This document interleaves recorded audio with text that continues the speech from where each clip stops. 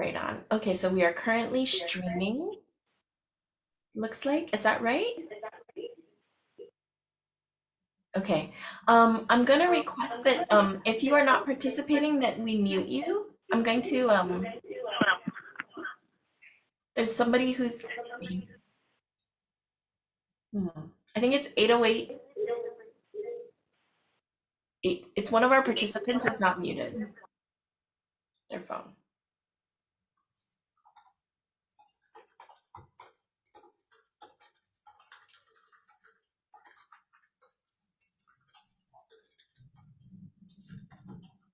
Mahalo, that's great. Okay.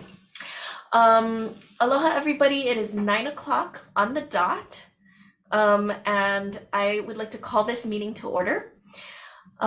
Before we begin this meeting, I really want to start by acknowledging the recent tragedies that have happened on Maui. And in particular, I really want to acknowledge not only all the families and all the individuals who have got lost so much. Our community has lost so much historically, culturally, economically. But I also wanted to take a pause because I think it's quite obvious that climate change is one part of this story. And I wanted to bring that to the attention of our commission because very much these events remind us of the work that we do in a very somber and very real way. Today we are going to talk about the urban heat paper, but it brings up the question of whether or not this commission should take up the question more broadly of more broad fire risk and a lot of the intersections. And perhaps that's something that we can address later on. And I just wanted to end with saying, I think we have a lot of really great guidance documents already in place. And one of those that really helps to coordinate many different facets that we have supported is the One Water Brief. And maybe we can think about how we can bring together other kinds of resources in a similar way of co and intermanagement. And with that, I just wanted to open our meeting and pass it off to Matt or Karan for the roll call.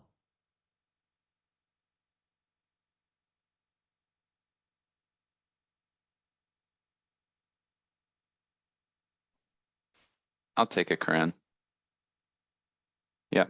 Chair Allegado. Present. Vice Chair Keener, absent. Commissioner Islam. Present. Commissioner Otsuka. Here. Commissioner Romine. Present. Chair, we have quorum.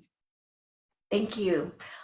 So I just want to remind everybody that for every agenda item we have the opportunity for questions and comments from the commissioners, as well as comments and testimony from the public. Those comments need to be reserved to 3 minutes each.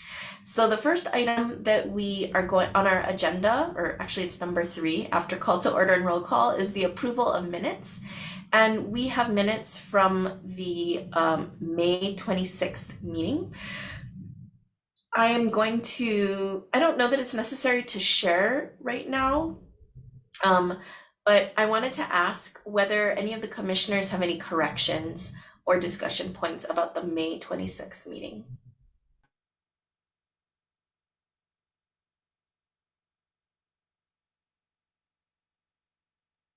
None for me, Chair. Thank you.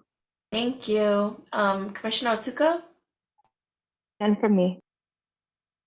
Commissioner Islam? Looks good to me. Thank you, Chair. Thank you. And so is there a motion to adopt the minutes of the Climate Commission meetings from May 26th, 2023? So move. Is there a second? Second that. Okay, so as a commission, we now vote to adopt the minutes. And by show of hands, can I see who votes aye to adopt it? Okay, all 4 who are present adopt it, and Vice Chair Keener is absent, and so the minutes are adopted. Great. Next on our agenda is something that we do every year, which is that we need to discuss and take action on election of a chair and a vice chair for the next year. And so this typically happens on the turnover is usually June 30th, but because we did not have commission meetings in June or July, we just are taking up this action right now. So I wanted to open the floor to ask if there are any nominations for the chair of the Honolulu Climate Change Commission.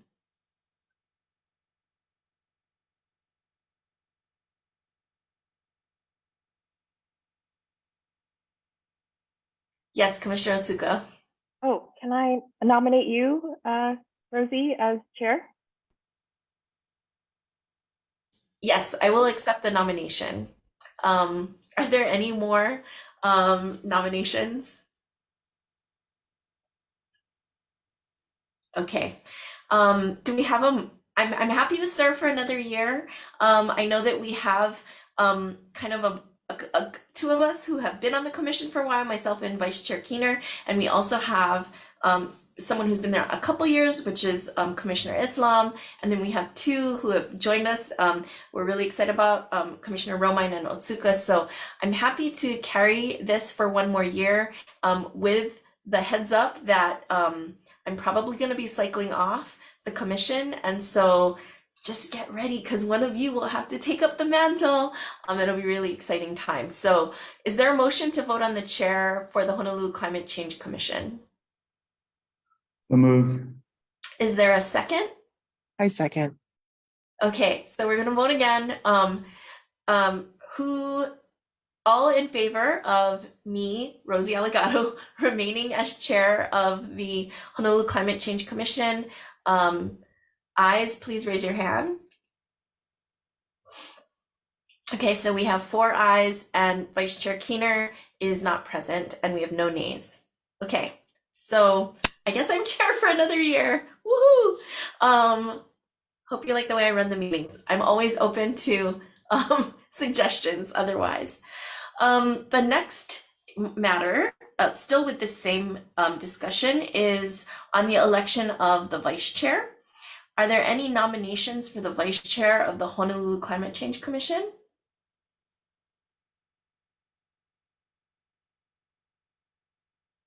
Yes, Commissioner Otsuka. If Dr. Keener would be so inclined, I'd like to nominate Victoria for vice chair. Yes, Director Gonzer, I believe we received some email correspondence from Dr. Keener that confirmed that she would be willing to accept the nomination if no one else wanted to be the chair at this in this next year. So we have, yeah, Director Gonzer. No, just confirming that, yes, we received the communication.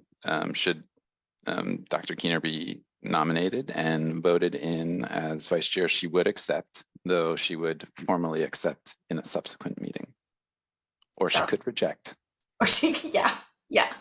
Does anybody else want to take up vice chair? Just to remind you, the duties of the chair and the vice chair, the chair does set the meetings, so the frequency of the meetings. As well, the chair and the vice chair work with Director Gonzer and the Office of Climate Change, Sustainability and Resilience to set the agenda. And so this is a really great way to really direct the attention and the focus of the Climate Change Commission. And so for those other commissioners, please keep that in mind. If any of you want to be vice chair, anybody? Okay, you guys are being great at supporting Vicky. So is there a motion to vote on the vice chair of the Honolulu Climate Change Commission? Or Matt, can we only do that at the next meeting? No, you can take action today. Okay, great. That's right. I do recall that we voted Chip as chair and he wasn't present. Okay, so is there a motion to vote on Dr. Victoria Keener as vice chair of the Honolulu Climate Change Commission? This is Melanie, so move. Is there a second? Second that. Okay, so let's take a vote. All in favor? The ayes, raise your hand. Okay, we have 4 ayes, we have no nays, and Commissioner Keener is not present. So based on that, we have myself and Commissioner Keener remaining as the chair and vice chair of the Climate Change Commission, respectively. Is there any testimony from the public? If you do have testimony, it's most helpful if you can indicate in the chat feature of Zoom, and then I'm happy to recognize you. Okay, we are moving right along here. Running 10 minutes ahead of schedule. We're moving on to item number 5, which is discussion and action on transfer of co-leadership of in-development urban heat guidance document, which our most latest draft is from May 2022, I believe. And for that, I want to turn the floor over to Commissioner Islam and Commissioner Otsuka. Thanks, Chair. Yeah, so we were hoping to transfer my co-leadership role to another commissioner to help complete the paper, complete our community outreach process, and I think have some discussion of what Chair Allegado talked about earlier about is there appropriate expansion to the urban heat paper. Chair Otsuka, Commissioner Otsuka, do you have any comments to add or thoughts to expand upon that? Nope, I think that about covers it. Okay, so we have a couple of things to ask with regard to this. The first is Commissioner Romine, you're the only other commissioner here right now other than myself. Would you be willing to formally take on co-leadership along with Commissioner Otsuka on the urban heat document? I am willing, Chair. You inspired me with your willingness to continue as chair. So thank you. Yeah, I'd be happy to work with Commissioner Otsuka on that. But it would be nice to hear some discussion whenever it's appropriate of where we feel we are on that document as far as the writing and the community outreach. Thank you. Yeah, so my notes from last time, and I would like to ask Commissioner Otsuka and Islam to expand on this, is from last time, I have down that finalizing questions, having outreach, and providing a survey to stakes and rights holders.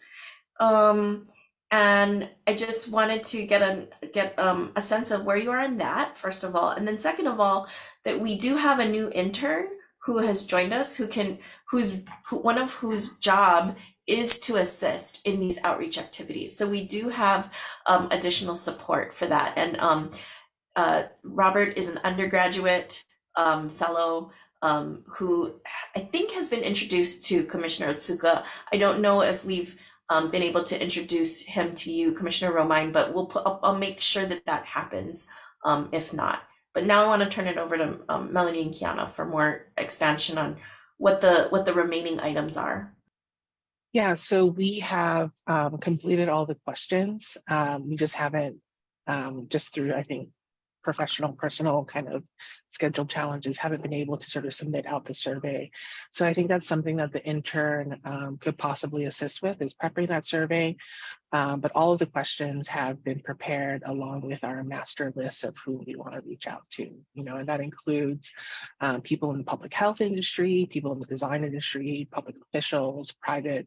It's a very holistic kind of wide gamut of outreach, really to kind of find that intersection between how rising heat kind of affects our health and our built spaces.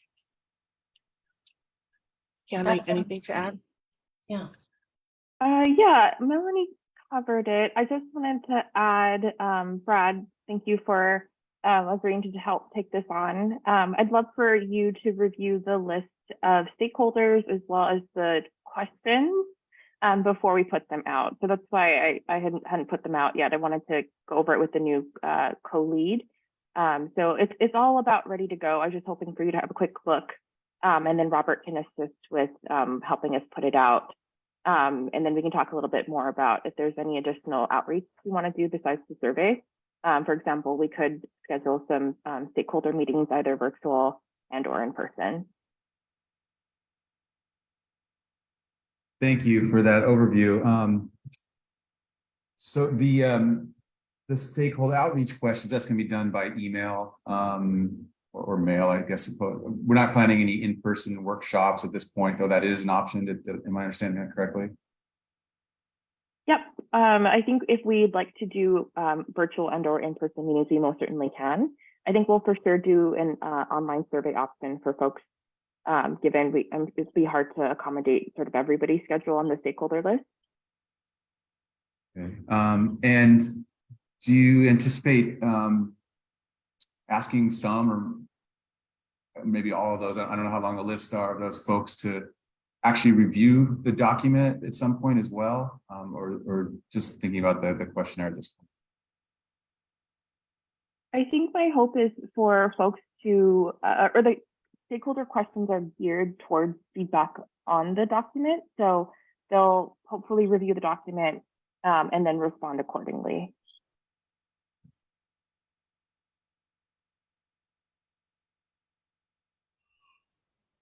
Great. Commissioner Romine, do you have any other questions with regard to the urban heat document? I mean, and I'm sure we can provide you with the most updated draft.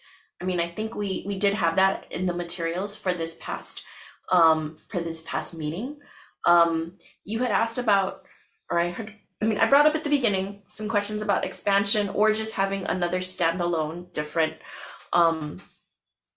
brief relating more to fire risk as a potential, because it's, you know, become such a key focus in our community right now. I think that the urban heat guidance document is standalone, is what I would say. And if fire risk is something we want to look at, I think it should be done in an independent heat guidance document. Although I think that the survey questions and you know who you have reached out to, that would be applicable to both kinds of impacts. Agreed, Chair. Yeah, I think that would be best as a standalone document, my feelings. But otherwise, I don't have any other questions on this matter at this point. I just look forward to coordinating with you, Kiana, and moving ahead and finalizing this this fall. Thank you. Great. So are there any comments or testimony from the public regarding the urban heat guidance document? Please feel free to either raise your virtual hand or put your questions in the chat. Director Gonzer. I just wanted to thank again the Commission for always really advancing critical research. As a user of the ultimate guidance documents, certainly I concur with the current assessment that really maintaining the focus on the urban heat risk as a result of the direct linkage from increasing temperatures, et cetera. Certainly we're seeing communities across the world grapple and suffer with high heat throughout this summer, and the likelihood of a repeat even into next year with the start of the El Nino cycle happening this year. So again, I appreciate that, and I concur with the current assessment. Thank you. Any comments, any additional comments, testimony from the public? Please make yourself known. Okay, great. I'm excited right now. This is one of my favorite parts of our meetings, is always hearing a report on the activities of the Office of Climate Change, Sustainability and Resilience. I'd like to hand it back to Director Gonzer. Great, thank you, Chair. And good morning, everyone. Matt Gonzer, Executive Director for the city's Office of Climate Change, Sustainability and Resiliency. And I just wanted to echo and reinforce Chair Aligato's opening comments at the start of the meeting with respect to the tragedy and the ongoing recovery efforts, relief and recovery efforts with respect to the wildfire crisis on Maui. And my only addition to that is, again, a thanks to the Commission for the work that you have done to ensure that we have access to the information that is actionable, and for all participants in the Commission's awareness, right, with the 2023 update to the climate change brief. There are significant reminders of wildfire risk and wildfire information and the drying conditions that are amplifying those risks. So I'm just going to read out loud a bunch of page numbers to direct and guide folks to that information that has some of the historical data, as well as the projection and the risk data. And I'd ask Maya to put a link for the climate change brief into the chat so folks can review that information, feel empowered by that information, hopefully. And then we're happy to share some additional information in terms of actions that individuals, communities, neighborhoods can do as well. So those pages are primarily pages 19 through 21, page 27 and page 34 of the updated climate change brief. And if you've been reading a lot of the articles, certainly in the early days, folks from the University of Hawaii or the Hawaii Wildfire Management Organization, individuals that were quoted and requested for their guidance and expertise, a lot of those same individuals are also the same names in the footnotes of the climate change brief. So again, we greatly appreciate the local expertise around the state, as well as the Commission's ability to help us inventory and collect all that information in a consolidated location, such as the climate change brief. And then additionally, the city has a city hazard mitigation plan, and there is a whole chapter on wildfire risk, and that's chapter 13, and we can put that information into the chat as well. And the last bit of sort of leave behind information on the topic is hawaiiwildfire.org. That is the website for the Hawaii Wildfire Management Organization.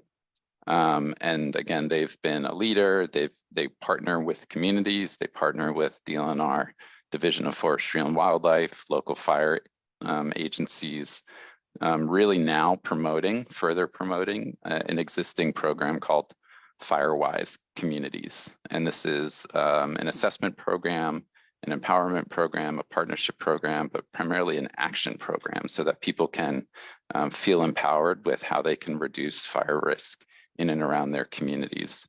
And they've been hosting a lot of meetings that were already planned pre the Maui fire. There was just one last night at Nanakuli Public Library. There was one the week before, also in Waianae. And you're going to hear a little bit more from Alex subsequently, because they are actually one of our climate champions in this pilot cohort. So again, thank you to the Commission. And even for myself, I needed to re-educate around the data, the historical information of wildfire risk, and having the resource of the climate change brief enabled that swiftly. Certainly we talk a lot around sea level rise, temperature generally, and other flooding hazards. And we know that some of those baseline conditions, those stresses, then can facilitate something like a wildfire event. So again, appreciate the Commission, and happy to share all those resources with the community as well. But focus specifically on the office. I won't go all the way back to May, but just try to highlight a couple of things that have happened recently, and then really sort of point where we're going moving forward. Appreciate the Commission, another guidance document, right? The greenhouse gas emissions in buildings guidance document, and your contribution and voice through what was the most recent update to the Building Energy Conservation Code.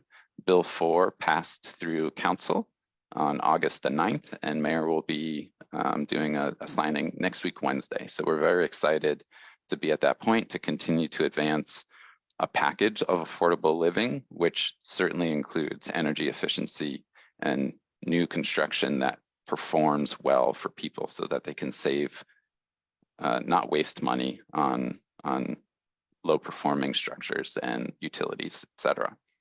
Last week, Thursday, the city had a sort of a procedural step in our fossil fuel litigation. There was a hearing at the Hawaii Supreme Court, really around some of the appeals that the defendant fossil fuel companies have put forth. There was no decision made at that time, but it was a request from us, the city, and our representation to bring this question swiftly back to the Supreme Court so that they can then get it out of the appeals process at higher level courts and get it back to the state where our suit was filed, so that we can hopefully get to trial and discovery in the near term. The city's case with respect to different states and local jurisdictions is one of the most advanced in terms of these fossil fuel deceit and damages claims. So again, there was no decision last week. We don't anticipate a decision for a couple of months in terms of where it might go next, but we felt good in terms of the line of inquiry from the judges, the justices, and the information that we were able to share there. And if anyone is actually interested, you could go to the state Supreme Court's YouTube channel and see a recording of that. And we'll try to dig that up throughout the meeting and put that back in the chat as well. You're going to hear from Alex Yee today regarding the Climate Champions program. And I'm going to offer the first of maybe many reminders that we actually have a program today from 2 to 4 p.m. at Honolulu Hale in the courtyard to celebrate and showcase in Ahoike those climate champions that we have partnered with through this pilot cohort. So I'll leave it with Alex to discuss that more.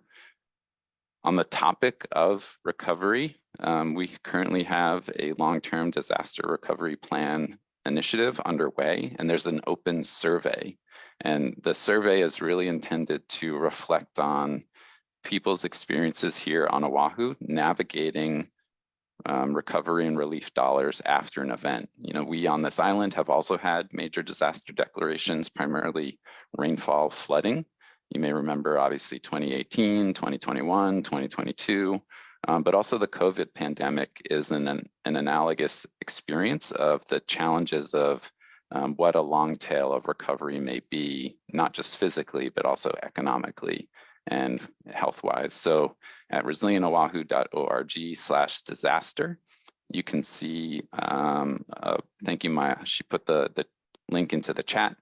And if you just happen to be at the Kailua Town Center tomorrow, milling about, there will be a Kailua Emergency Preparedness Fair, and we'll have staff and project team members there to talk more about the project as well. We've heard a lot around the Climate Ready Oahu project. We continue to advance that, and we're hopeful in the next month to month and a half to have the public review draft out open. And as it relates to the potential, the Commission's potential interest in in-person meetings moving forward, we can see some potential partnership opportunities there.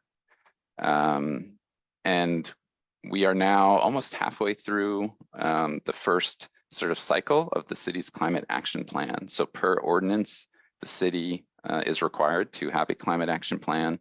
Our office is responsible for coordinating the development of that plan, and it must be updated on a 5-year basis. So we're really glad to now sort of be at this midway point, halftime, take stock of where we're at and think through the initiating processes for updating the climate action plan. And it's timely and beneficial that nationwide, the Environmental Protection Agency, through the Inflation Reduction Act, is actually providing more resources and support for jurisdictions. So both the city and the state have received funding from the Climate Pollution Reduction Grant Program, and we'll be embarking upon early stakeholder engagement over there's a near-term rush for certain kinds of information that we also need to report as a result of the grant. But really the ultimate update to the climate action plan is about 2.5 to 2 years ahead of us. So we're really excited to re-engage. And then lastly, for the community's interest, because this might appear on the ballot next year in 2024, City Council had introduced a resolution 23-162, with the potential to establish a climate resiliency fund. It has advanced through, it looks like it has one more reading that it would have to go through at City Council. And should it pass, it would then ultimately be a question that gets put on the ballot next year for the voters to decide. And in short, you may be familiar with the city's Affordable Housing Fund and the Clean Water and Natural Lands Fund. These are dedicated funding sources that come from the property tax revenues. And the proposal would be to establish a third fund, which would be funded by 0.5% of real property tax revenues. And that equates to currently around $8 million to those other two funds. It can accrue over time. The resolution defines potential uses should the fund be established again by the voters via city charter, subsequent rulemaking, and an ordinance to establish a process for deploying those resources would also have to follow suit. So again, that's resolution 23-162. And then lastly, just wanted to mahalo and highlight several team members. We're going through some transition. Next week, Monday, is actually the close of the city's 5.5-year AmeriCorps Vista hosting program. And we've been very appreciative of the partnership with AmeriCorps, the nationwide program. It was actually only supposed to be a 3-year program when we initially started it, but because of the success and the growth and the evolution, we were pleased to extend that for some time. And over the last 5.5 years, we've had something like 59 or 60 individuals come through this program as AmeriCorps Vista service members, serving in about 7 or 8 different offices across the city government. And in addition to the closeout, just a special shout out to the 4 current Vistas who will be ending their term of service on Monday. So that's Julia Limo, who's in the Office of Economic Recovery, Sophia Summers, Nadine Fuller, and Christopher Wagner, who are within our office here in CCSR. So certainly a transition as we think through capacity, but really it's about extending those that can serve in any function or role to advance capacity building with respect to climate and other aspects of the work. And though we alluded to it last meeting in May, you're likely aware that the Nicola Hedge, who was the previous deputy director, moved on and actually moved off island in the start of June. And later in June, Energy Program Manager Ben Sullivan moved up into the deputy director role. So greatly appreciate that partnership. Certainly big literal and figurative shoes to fill in terms of the Energy Program Manager to replace Ben, but we're excited to continue that work. And also we bid aloha to a staff member named Sonavi Ong, who was our budget and operations specialist, but we're excited to now welcome someone named Jennifer Sue, who starts Monday in that same role. And we also welcomed an individual, Chase McDaniel, in a new position called Flood and Resilience Specialist, who works in the adaptation team with Alex Yee. And then also Monday, a new position called a Fleet Electrification Analyst, and an individual named Christopher Agconis, who will be joining the team. And then very lastly, folks may be familiar with individual Dexter Kashida, who was our Food Security and Sustainability Program Manager. Last month, he actually transitioned to become the Deputy Director for the State Department of Agriculture. So we couldn't lament that transition, and we mahalo Dexter again, and we will in the near future be going out to repost and re-advertise that position opportunity. Thank you, Chair. Thank you, Director Gonzer, for that always comprehensive view of what OCCSR is doing, and it always just raises my level of pride to be associated with such a really active and genuinely devoted group of individuals. I also want to take the time to recognize all of the amazing individuals in OCCSR, particularly the AmeriCorps Vistas. I've had the privilege of interacting with several of them over the years, and it's just an outstanding program to be able to bring early career individuals into this space and have them see in real time all of the really important issues that have to do with climate change. I'm really excited about the new Associate Director. Welcome to Ben Sullivan, who we've interacted with before. I'm excited about the new positions and the expansion of the office, and of course, really happy for Dexter to be moving on. And I think it's a testament to the amazing work that this office does that our people are scooped up and move on to other positions. I have a number of questions, but I'll save mine and pass it on to the other commissioners. So we'll start with Commissioner Tsuka. Do you have any questions or comments for Director Gonzer? No questions. I just want to reiterate what I put in the chat. I'm really happy to hear you folks are expanding your capacity and able to hire more staff. So yeah, great job. And also shout out to the AmeriCorps Vistas also. I've also interacted with several and they're all doing really great work for your office. So thank you, everybody. Thank you. Commissioner Romine, any comments or questions? I just reinforce what you shared, Chair and Commissioner Otsuka, and just thank Director Gonzer for those updates. They're really informative every time. Really appreciate it. Thank you. Commissioner Islam? Yes, just echoing what everyone says. But Matt, you always give a really great update of the work that the Resiliency Office is doing. Happy to hear that Bill 4 passed personally, finally, and to hear that, Ben has moved up to the deputy director role, but your team is constantly expanding. You guys are doing such great work. So thank you for everything that you guys are doing. So I do have a question, and it's pertaining to Resolution 23-162. It is pertinent to the work of this commission, and Director Gonzar, I wanted to get your input as well as to the timing of whether or not it might be possible, as well as whether or not it makes sense for us to track this, and if there would be opportunity for us to provide testimony. I was just wondering if you could loop us, check in with us on that. Sure. Again, on the timing, it's already passed its second reading at its subject matter committee. So my current understanding is that it should be at on the agenda for September the 6th, which would be the final council reading. And so far, the votes have been unanimous in approval. There's expanded testimony from the most recent hearing.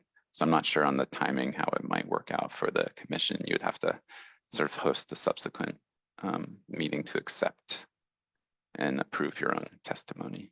Okay, so what I'm hearing from you is that it's probably logistically not possible for our commission to put together testimony as a commission, but I do want to say if individual commissioners do support this, thank you for dropping the link in the chat. Please go ahead and read it. If it is something you personally support or oppose, it is your prerogative to submit personal testimony, right? So personal testimony would still be possible, but as a commission, we're not able to. Okay, and that's okay. And I think it's because we didn't have a meeting in the summer, so we were a little behind the 8 ball on some of those deadlines. But we'll keep up with any upcoming legislation coming out of the city council, so that this commission can continue to provide opinions and evidence-based opinions on various legislative matters. Okay, wanted to open up to testimony or comments from the public regarding any of the activities that Director Gonzer reported on for OCCSR.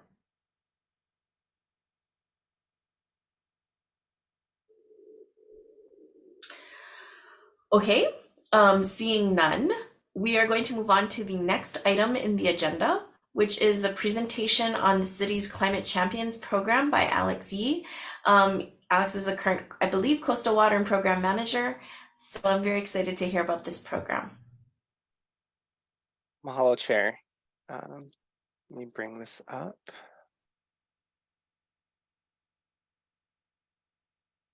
Are you all seeing the presentation? Yes. Mm-hmm. Okay, great. Well, again, mahalo, Chair and Commissioners, for the opportunity to present about our Climate Champions program. This year, we actually are, as Matt mentioned, we're wrapping the pilot program from this summer up this afternoon with our Ho'ike. And so I appreciate the opportunity to sort of talk about what we did this summer. So as many of you are probably aware, one of the big projects that our office is working on that is particularly coming out of the adaptation program is that we're working on a new pillar document to correspond to our climate action plan that's focusing on climate adaptation. It's our climate adaptation strategy that we're calling Climate Ready Oahu. And as Director Gonser said, we hope to put that out for public comment in the coming months. But this initiative of Climate Champions really stemmed as part of the Climate Ready Oahu project. So just very briefly, because I know nobody has read Climate Ready Oahu yet, I wanted to just sort of give you a brief overview of the vision. So we want this document to provide a real vision for what a climate ready future could look like here on Oahu. And so our vision statement focuses on three main parts, which are people, aina, and infrastructure, or as I like to call it, people, places, and things. And also a couple of key principles. And I just wanted to pull out two of those principles for the purpose of our discussion today. The first one is local impacts need local solutions. And so when we talk about climate adaptation, what we're talking about is how climate change impacts particular things, particular places, particular people. And so this is just one of many examples of an asset on Oahu that has been impacted by climate change, in this case, coastal erosion. And the result was that this shower and comfort station were removed and no longer functioning for this community. And so the solutions that we look at really to mitigate those impacts really come down to action in this community. So the good news is that because local impacts need local solutions, we as the residents of this island have the capacity and agency in our hands to affect those solutions. The second concept that I wanted to briefly mention is something that I call climate adaptation by any other name. And this is the idea that there's a ton of existing capacity and work being done across the island by folks who are doing it for many reasons. And probably a lot of them aren't thinking about them as like, we're doing climate adaptation work. But the work that they're doing does advance climate adaptation. And so this is a picture of Uncle Eric Enos at Ka'ala Farm. And this valley, before he and his community really started to actively steward it, was just ridge to ridge, Halikoa, dry as a tinderbox.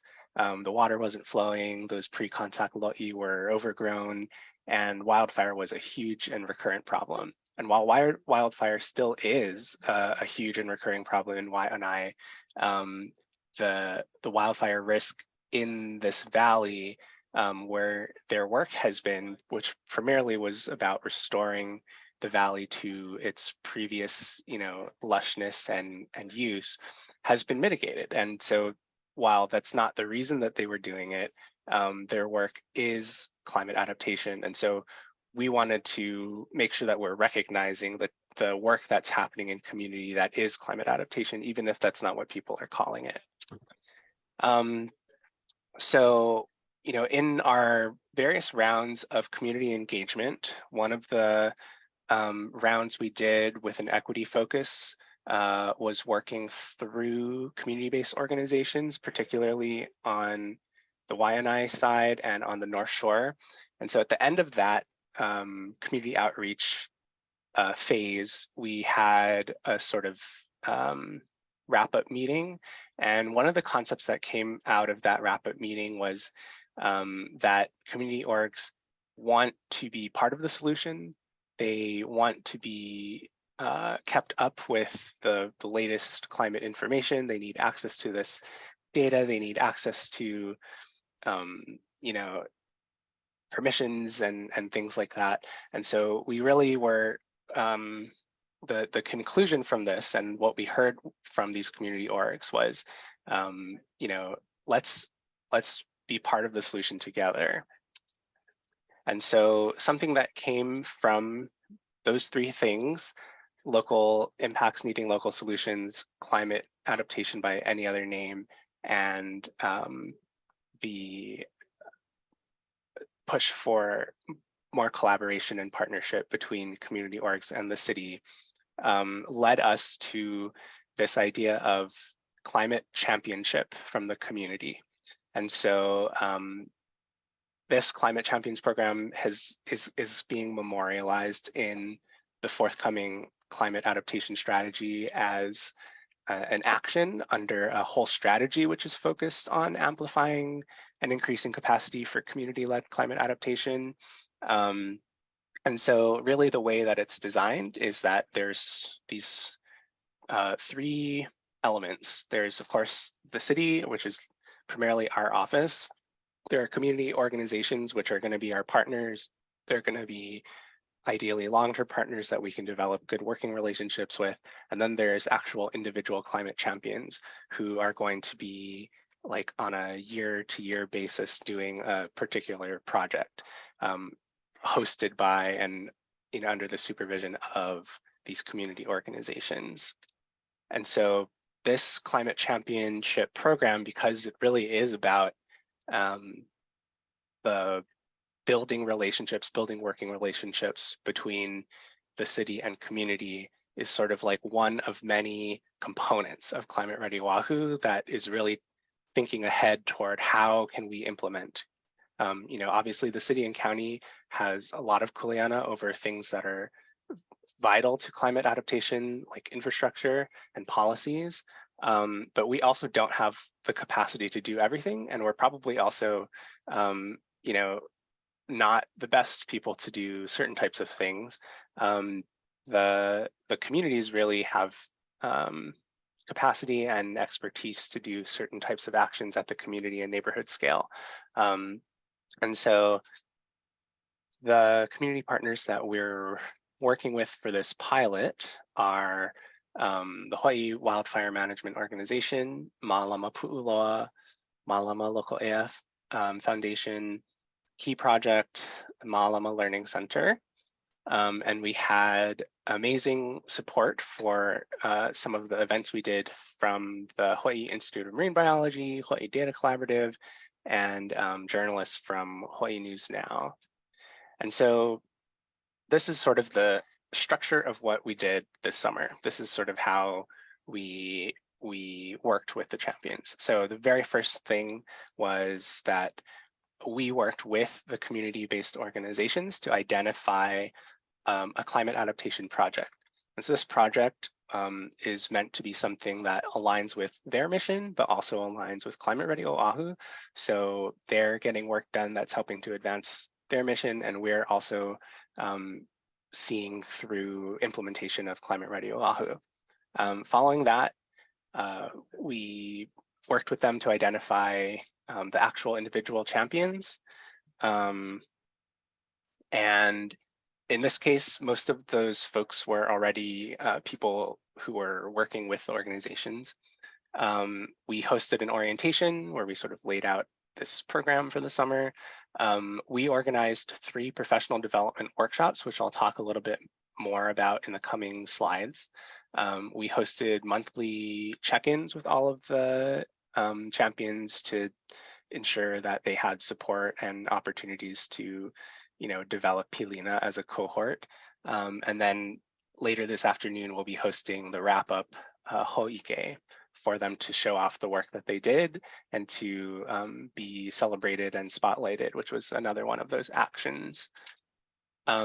So the first professional development workshop was done out at Moku'olo'e, the Hawaii Institute of Marine Biology, and major thanks to Dr. Romine for agreeing to be our guest speaker. And he presented about this commission's climate change brief. So he gave them, Climate Science 101, and then our champions were given the opportunity to tour the island and learn about some of the climate-related work that they're doing with corals, for example.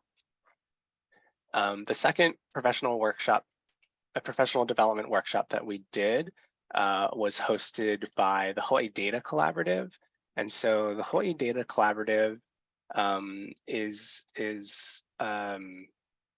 mission is to make data available, particularly in advancing things like affordable housing and social justice. And so they helped our champions sort of understand existing data tools, existing free tools like Google Data Lab that they could use to analyze and report data.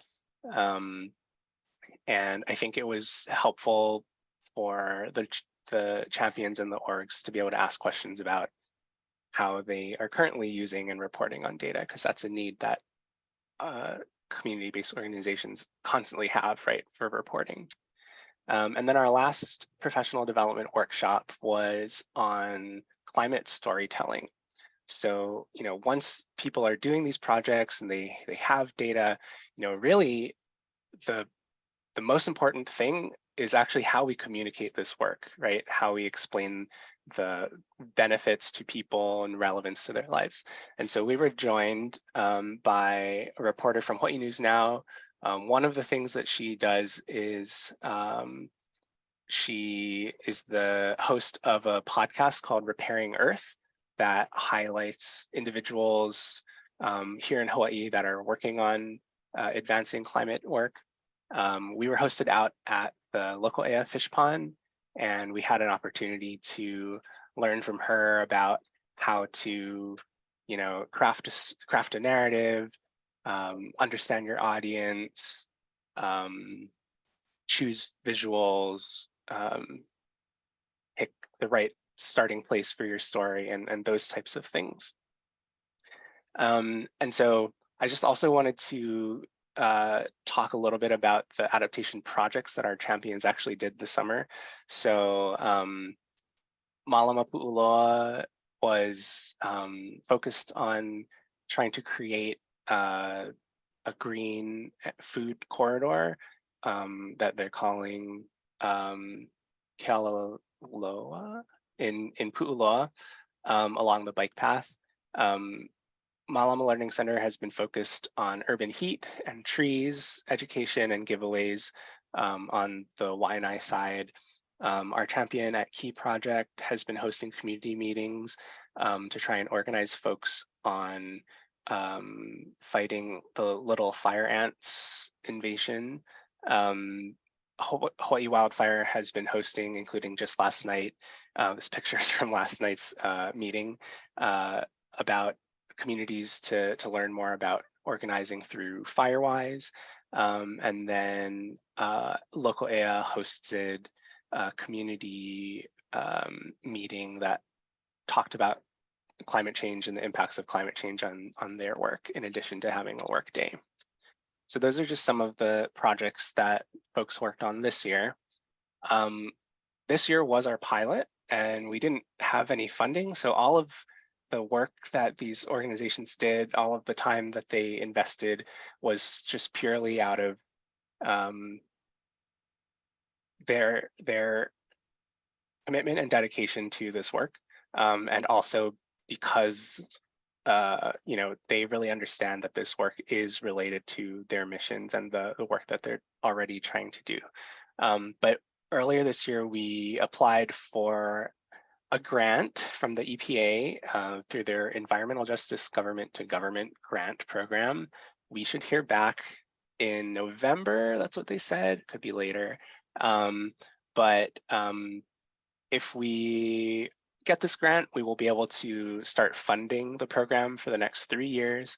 And that means being able to compensate our champions for their time, being able to fund their projects, and then being able to provide administrative support to the community-based organizations.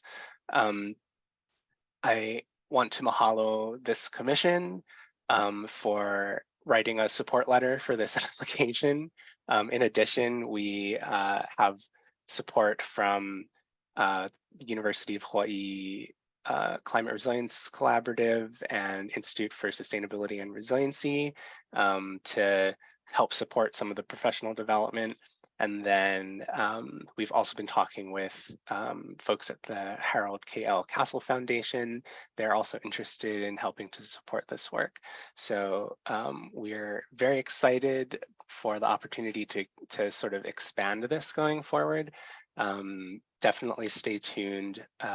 We're gonna be adaptive. We're gonna be adaptable no matter what comes. And then I wanted to take an opportunity to sort of plug the Ho'ike one last time in case you haven't heard it enough. It is today from 2 to 4 at Honolulu Hale. Almost all of the organizations will be there with, materials, a poster, and you'll get to sort of mingle and talk to them about their work and about their organizations. And so we highly encourage it's open to the public. Everyone is invited and welcome to come down. So that's it. Mahalo. Thank you so much for educating us about this wonderful collaboration and partnership between community voices and what we're doing here in the city. I wanted to open it up for any comments and questions from the other commissioners. Let's start with Commissioner Romine. Okay, thank you, Chair. Well, first of all, we just want to mahalo Alex for that overview, and thank you also for putting together, you and all the folks involved in this at CCSR, putting together this really exciting program. It was a real pleasure to meet this current cohort of climate champions at the event out at Moku'oloe. And I did give that overview of the climate brief, so it was really nice to have that resource available. But I was really kind of blown away by the knowledge level of the climate champions that came through, and the questions and the discussions we had on the content that was shared on that brief. So it's a really good group of people, and it's really great to see the coordination, this type of coordination going on between local government and community, which we need so much more of. So I'm really excited about this program and excited to see the efforts towards continuing to grow it. I'd love to see Sea Grant's logo on that group of cooperators at some point. So let's talk about that, how we can support as well moving ahead. Maybe there's already been some conversations on that. And I'm also involved in a number, or at least one particular proposal to the NOAA Climate Resilience Regional Challenge that, if awarded, could be a great partnership with this effort as well. So lots to talk about in the years moving ahead. And I wish you best of luck on that EPA grant. I'm sure you stand a really good chance on that. It's a great start to this program. So yeah, I'll end with that and pass it on to any other commissioners. Thank you, Alex. Thank you, Commissioner Romine. Commissioner Islam, do you have any comments or questions? I just want to say it's really great presentation, Alex. I just love hearing the stories and just the collaboration work that the city is doing. I unfortunately won't be able to attend the event, but I wanted to know if any other projects will be available online for more people to see and view, just to kind of learn about, this first round of pilot, climate champions. And then lastly, I wish you all the best of luck in your EPA grant. And if you ever do need to reach out to people in the building sector for stuff like that, please do reach out to us. Mahalo, Commissioner. Yes, we would love to post information about their project. So one of the things that we had them work on for this Ho'ike was they all created a poster about the work that they did this summer. So we have all of that and can definitely post that online. Thanks, Commissioner Islam. Commissioner Otsuka? Yeah, hi, Alex. Great presentation. I just wanted to echo some of Brad's comments. I think it's really great that you folks are partnering with community-based organizations. That's certainly like the way forward and sort of best practice with community planning and community engagement. So I just want to applaud all of your team's efforts for this really great program. I think if you folks are interested in doing like a transportation themed version of that, let's definitely chat. I think I have some ideas about some funding sources. Because I certainly see transportation as an environmental justice issue, and something I think would really benefit from capacity building within the community. It's something I've kind of talked to other folks about doing too. We just haven't had the time to dedicate to it. So if that's something you folks are interested, let's definitely talk story about how we can make that happen, particularly with funding. And if there's anything else, Alex, you feel the commission can do to support this program? I'm glad we submitted a letter of support. Please do let us know. I'd be really interested in helping out and seeing this program succeed. So thank you for all of your hard work.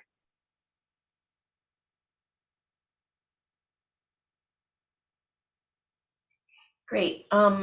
So on my part, I'm like very excited about this program. I really like the idea of supporting and uplifting the voices in the community that are, like, as you said, climate adaptation by any other name. And I really hope that you are able to get the support of the EPA to support future iterations of this program. I also wanted to kind of bring up a potential other place for interaction. I agree that it would be great to get Hawaii Sea Grant on there. The Ulana Ike Center of Excellence in Sea Grant, which I happen to direct, full disclosure, is involved in a $20 million NSF grant that we were awarded. It's a COPE grant, so it's the title of it is Rising Voices, Changing Coasts. And what we're doing is we're looking at Hawaii as a system, Alaska, Louisiana, and Puerto Rico, and really bringing in local community voices. And so I would really love to see if there's a way for us to connect some of the projects with the work going on here. And also wanted to encourage you, I was going to bring this up in the announcements, that any of those climate champions, if there's additional projects or research that they're interested in, Hawaii Sea Grant is holding the Pacific Islands Indigenous Science Research Competition, and I'm dropping the link in the chat. That science competition is specifically for nonprofit community organizations who are really looking to do, integrate their own kind of research and have their own projects and science questions. The statement of interest is due September 1, and the full proposal the 20th. And there's also going to be some info sessions, but I just dropped that as a way to continue to support your community partners in the work that they're doing.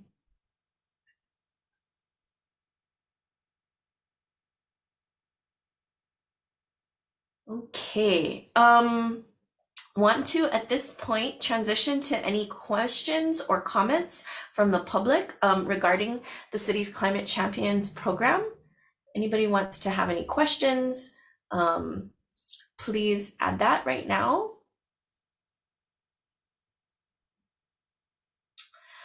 Okay, well, some of what you brought up with the Climate Ready Oahu segues into our next point, which is a discussion of the next meeting dates. And so I wanted to kind of ask Director Gonzer to kind of help us with this agenda point. I know that we have these virtual meetings, and it's been something huge on my personal agenda to go back to having in-person meetings, but also just kind of introduce the Climate Change Commission out to the public more broadly. I did hear a little bit Commissioner Gonzer say that with the Climate Ready Oahu feedback and sessions, that there might be an opportunity for us to partner. So I just want to hand it over to Commissioner Gonzer for more information. Not a commissioner, but yes, thank you. Sorry, Director Gonzer, my bad. No, understood. Yes, and mostly that comment regarding partnering is like, when the commission schedules in-person meetings, we could see it as an opportunity to partner. So we haven't scheduled anything yet, and it's more the possibility of just aligning schedules to do both, and a little bit of like perhaps a truncated commission meeting with more open house style for it doesn't just have to be our office, but could be even other agencies that are inclined towards outreach with respect to their climate work.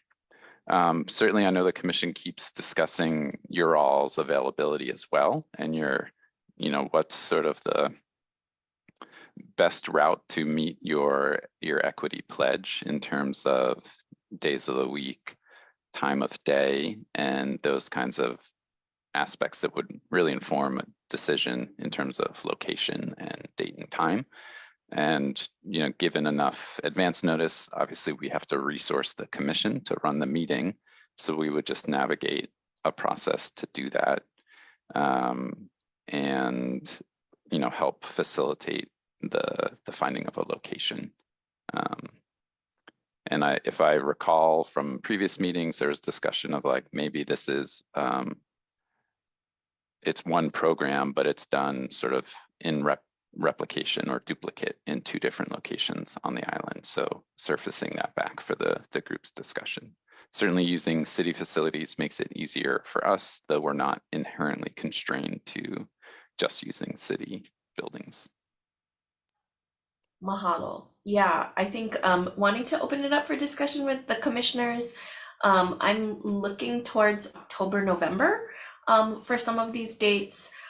So wanting to kind of bring that to the commissioners' attention. I know also Vice Chair Keener's not here, but yes, we've over the course of the year, we've kind of, I think, coalesced around the idea of dates that are kind of close together, where we're presenting the same material, as Director Gonzer said, different locations on Oahu.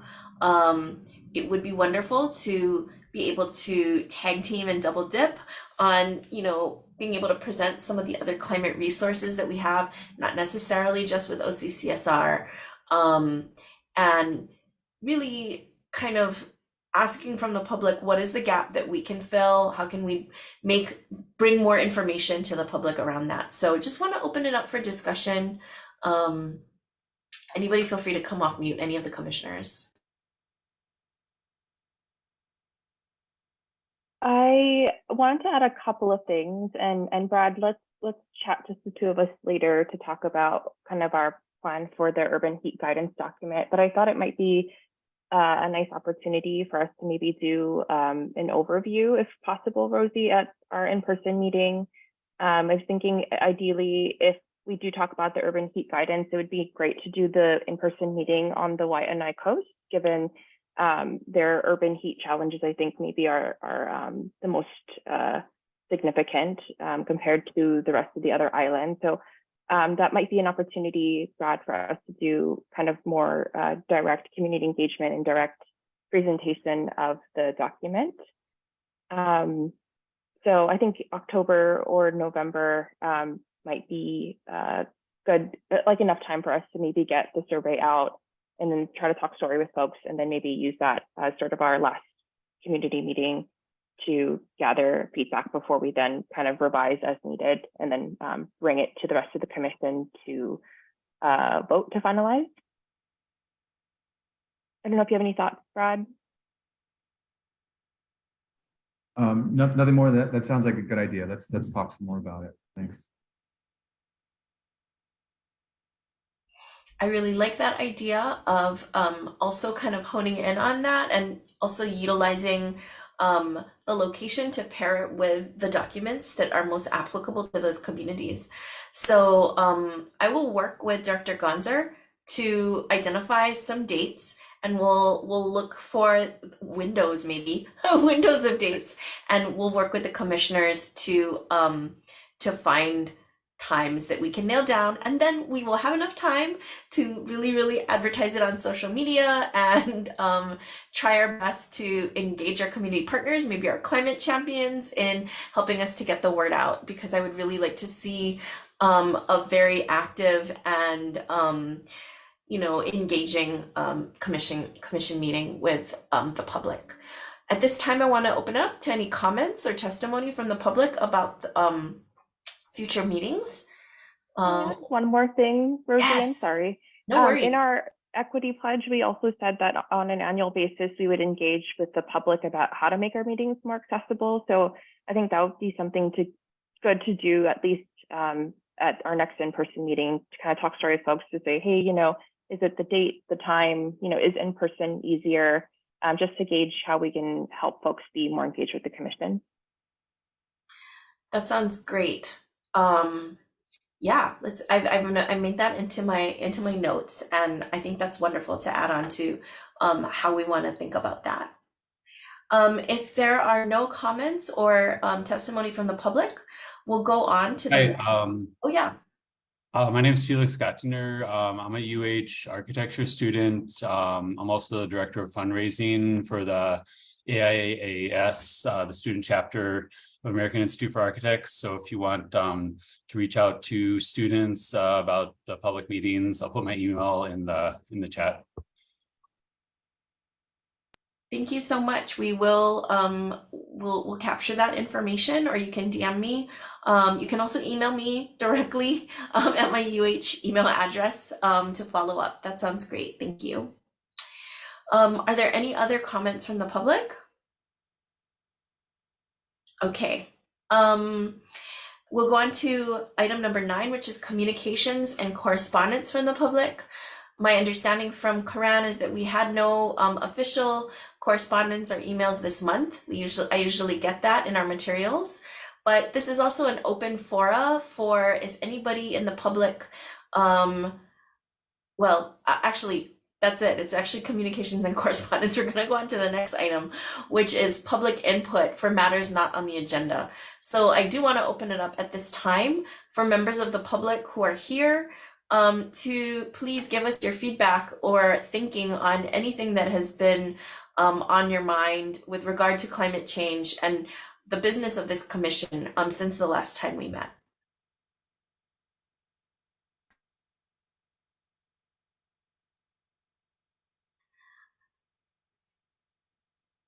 Okay, seeing nothing, I did want to, and nothing on the Facebook Live, thank you, Maya. I did want to, since it's not agendized, but it was on my mind, I did want to open it up for briefly to ask other commissioners about a standalone brief on fire climate risks and the intersection of that. It's just been obviously on my mind for the past 2 weeks. And this is nothing formal, but since we don't really have the opportunity due to sunshine laws to kind of talk about the development of new briefs, I did want to just kind of open it up for a discussion between us. What do you guys think? You know, on the material that I've been reading, primarily it's been Dr. Charnik's work on fire risk. I do see it as being separate from urban heat, right? Urban heat really having to emanate from the buildings and infrastructures, but the climate risks I see as, you know, really identifying some of our historical legacies from our plantation agriculture, subsequent invasive species. I've seen a lot of really nice material on areas of risk. I recently saw that the city and county of Hawaii put out how individuals can decrease their risk, right? You know, obviously kind of managing your properties and making sure that you don't have flammable materials. But I'm just wondering if, and I'd also like Director Gonzer's input on this. I was really pleased that you provided that there is, you know, it is addressed in Chapter 13 of the disaster plan. I'm wondering, does it make sense for us to have that, the hazard mitigation plan, Chapter 13? Do you think that there is a space or a gap or a need for this commission to take this up in a specific and focused way? Thanks for the question. I would, before answering like yes or no, I think it's important for you all as individuals to perhaps review the information that is out there to then see if it warrants, you know, more meetings, presentations from folks, because even that information provided by Hawaii County Mayor Mitch Roth, a lot of that actually comes from the Hawaii Wildfire Management Organization themselves. And, you know, they're a partnership organization. They even have Hawaii Island has the most designated fire-wise communities and real active efforts around fire breaks, you know, a much larger landscape for sure.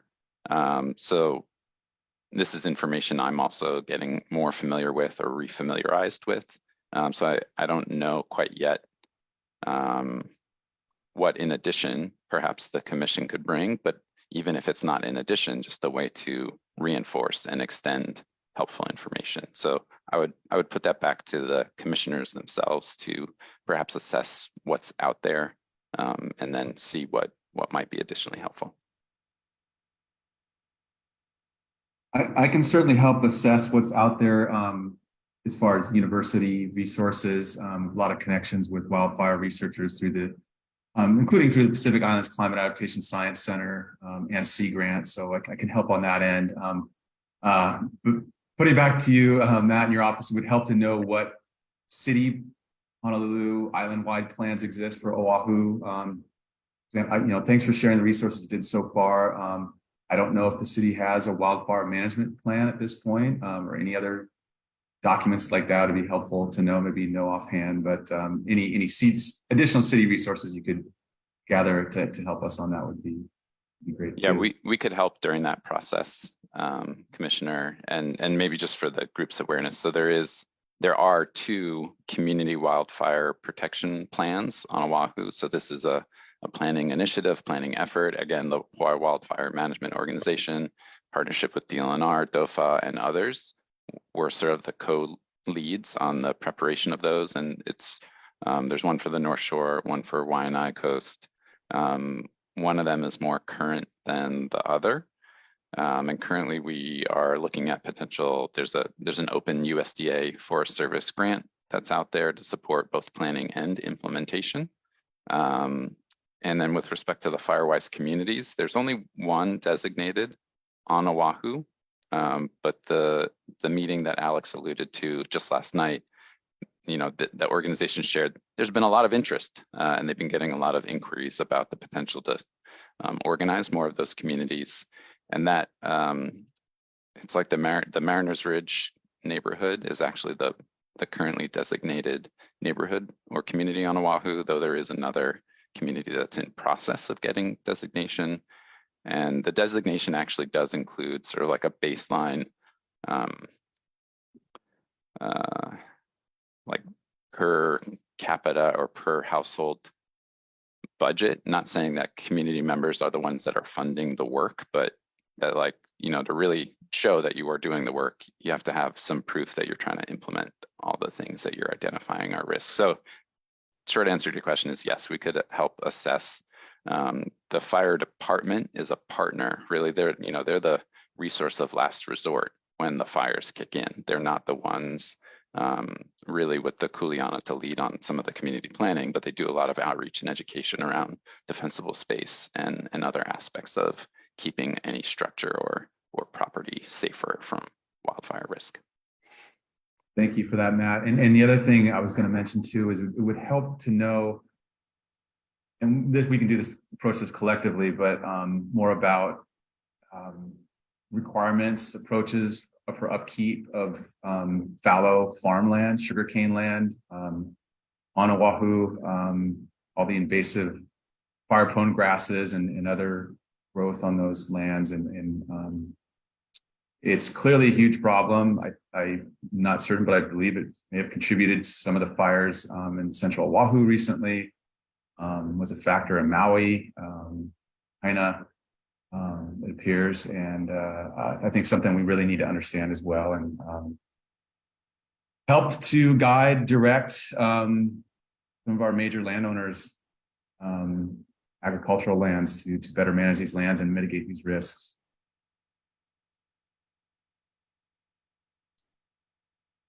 These are great points. And I think I am looking forward to doing homework on assessing whether or not there are gaps, and perhaps we can agendize that for the next meeting, where we can kind of, once we have, some of what the resources are, we can read them as a commission and kind of come to the next meeting so we can have a discussion of an assessment of whether or not it might make sense to do a more focused wildfire brief, I guess is what I would call it, is a wildfire rather than just kind of like fire heat. So that's great, and thank you, Director Gonzer, for really suggesting that we assess what's out there. Again, this is all part of the processes that Vice Chair Keener and I have been trying to like kind of collate and make a formalized part. Like, how do we start coming up with new briefs, right? They're not just like, I mean, sometimes commissioners have ideas like, I really want to do this one. And so it's good if we maybe sometimes, you know, for these things that are not on the agenda, it's a good way for us to begin to think about agendizing them through the process of sunshine. Okay, any comments from the public on what we've been discussing here, which is a discussion on assessment of whether or not a wildfire guidance brief, intersection of wildfire and climate risk brief might be something that we should do? Anyone from the public wants to contribute to that discussion? Okay, our next agenda item is announcements. As you have heard already, the Climate Champions Ho'ike is happening today. And we have put those in the chat. And just want to hand it over to Director Gonzer one more time to say what time and where. 2 to 4 p.m. at the Honolulu Hale Courtyard. Very excited, and we heard from Alex that there are posters, so you'll be able to interact with folks. And once again, I wanted to say that please encourage, if you know any nonprofit organization that currently engages in Indigenous knowledge production, to please consider applying for the Pacific Islands Climate Science competition. And then I also wanted to ask Commissioner Otsuka to come off mute and share some of these great announcements that she's been putting in the chat. Sure, yeah, I have 3 announcements. The first, I want to congratulate the city's Department of Transportation Services. They were recently awarded a $25 million RAISE grant from the Federal Highway Administration to help pay for construction for the Ala Pono Bridge. So that's a bike ped bridge that's going to go across the Alawai. So congrats to them. It's a really big award, and we should see emissions reductions from that, as it'll encourage mode shift to more active and shared modes of transportation. So very happy for them. The second, I just want to let folks know that the Hawaii Conference of Planning Officials is coming up September 6th through the 8th. That's our local planning conference, talking about a lot of different climate change issues. If you're interested, I put the link in the chat to register. I'll also be facilitating a panel on mobility hubs, which help to provide the people greater transportation choices and therefore hopefully reduce emissions and energy consumption from the transportation system. And then finally, just same announcement as our last meeting. Want to remind folks that the Hawaii Department of Transportation is administering their e-bike and e-moped rebate. So you'll get up to $500 or 20% of the retail price of your e-bike or e-moped. And you must meet one of the following criteria: participate in a low income program such as SNAP or Section 8 housing vouchers. You do not own a motor vehicle, or you're currently enrolled in school, college, or university. And I also have the link there to the application and more information. That's all. Thank you. Thank you. And Commissioner Roman, can you come off mute and share what you dropped in the chat? Yeah, happy to. Thanks, Chair. Leah Laramie from State Climate Commission often attends these meetings. I don't think she's on today. Leah, chime in if you do. I just joined. Oh, great. Okay. Well, I don't want to steal your thunder or put you on the spot. I was going to announce the 5 positions that just, do you want to share on that? Okay. Well, the State Climate Commission under Leah's coordination is currently hiring open opportunities right now for 5 positions around outreach and research. A climate outreach leader, a climate outreach specialist, a climate action program manager, climate justice data specialist, and a grant management and coordination specialist. This is also under the EPA Climate Pollution Reduction Grant Program funds that are going to the state. I believe this same grant program has funds coming to the city that Matt and maybe Alex discussed. The positions are under Leia's direction, with the State Climate Commission, the hiring is being handled through Hawaii Sea Grant. So I posted a link to those opportunities. Please feel free to share them around. Another example of an exciting opportunity for growing capacity in statewide here in Hawaii. Leia, anything you want to add to that I might have missed? Thanks, Brad. No, we're really excited. The other thing I'm excited about is that the positions start at 70,000. So I think we're paying good, wages for folks here in Hawaii.